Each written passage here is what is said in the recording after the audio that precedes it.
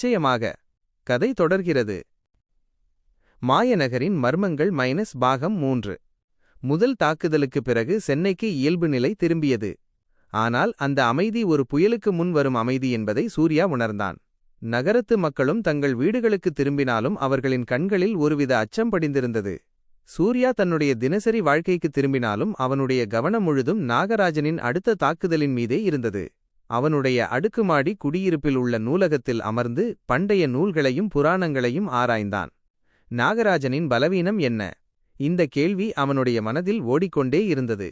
2 நாட்கள் கழித்து சூர்யாவின் அலைபேசி ஒலித்தது. அது ராணி. சூர்யா, நீ உடனே மாயபுரிக்கு வரவேண்டும்.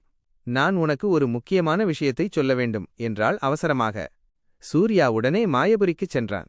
அங்கு ராணியின் முகம் கவலையுடன் காணப்பட்டது. சூர்யா நாகராஜன் வெறும் நிழல் பூதங்களை மட்டும் அனுப்பவில்லை. அவன் தன்னுடைய பலமான படையை அனுப்ப தயாராகிக் கொண்டிருக்கிறான். அவர்களின் பெயர் உலோக பூதங்கள். ராணி மேலும் விளக்கினாள். இந்த உலோக பூதங்கள் வெறும் நிழல்கள் அல்ல. அவை திடமான உடலை கொண்டவை. அவை பஞ்சபூத